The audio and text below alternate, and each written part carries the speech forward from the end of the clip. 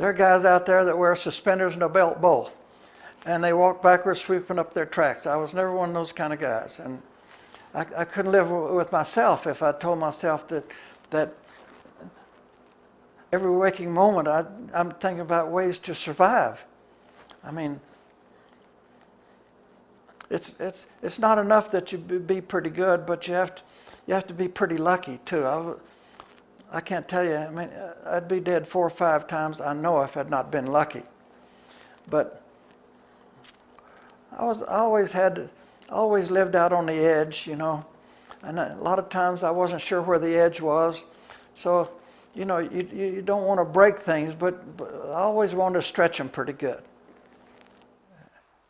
That was 1968. I was 38 years old. I was in good condition. Vietnam is a country where it doesn't get cold. It doesn't get hot in the jungle.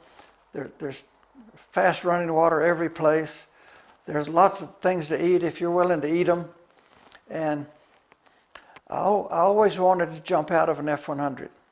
Or I shouldn't say an F-100. I always wanted to eject out of an airplane. I wanted the thrill of floating down in a parachute. And I had elaborate plans if I ever had that opportunity. I had a little Minox camera, one of these things like you do like that. It had a strapped. And if I ever jumped out, I told myself that I wanted a picture of the parachute above me. I wanted a picture of the jungle through my boots below me. And I wanted a picture of the airplane crashing. When I jumped out in Laos, I got all 3 of those pictures. And I jumped out 1,000 feet above the trees. But it had gone through my mind so many times that the bailout procedure is critical. And if you don't do all of those things, you don't have to do them necessarily in order, but there are 5 things that are critical. If you don't do them, you may get killed on the ejection.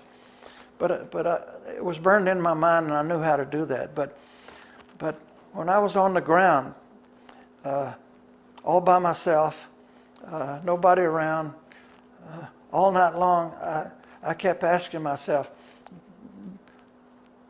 do I want to take it to another plateau? Do I want to be picked up tomorrow morning, or do I want to walk out of here?